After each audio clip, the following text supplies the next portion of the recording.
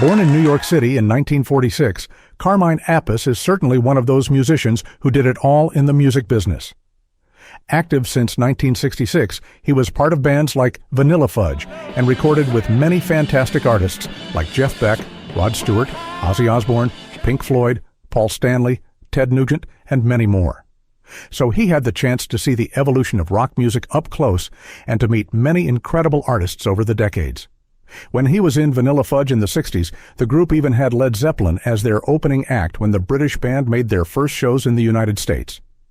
The drummer recalled in an interview with Radio Bypass that the late legendary John Bonham told him that he had him as his idol. I know as a fact, Bonham and I were friends, and he told me that I was his idol. You've got to understand this. Nobody could really get this now. When Zeppelin came over, nobody knew them. They opened up for Vanilla Fudge. They were the new Yardbirds, and then they changed the name to Led Zeppelin. Keith Moon said, "Oh, you go down like a lead Zeppelin," which means down. It's hard to believe now that nobody knew Robert Plant, nobody knew John Bonham. They were brand new kids, younger than us. John told me he'd been listening to my records, Carmine Appice said.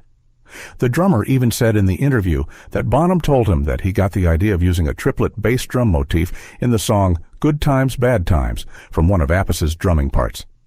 He said he got it from me. I said, "I don't even do that." "What do you mean?"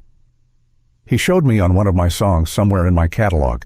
I did it once, and he just did it and repeated it, and then I was blown away. He loved my drum set. I got him the same set that I had, exactly the same set. And we became friends, Carmine Appice said. John Bonham tragically passed away in 1980 at the age of 32, and Led Zeppelin came to an end a few weeks later. Since he was a fundamental part of their sound, the band decided they couldn't continue without him.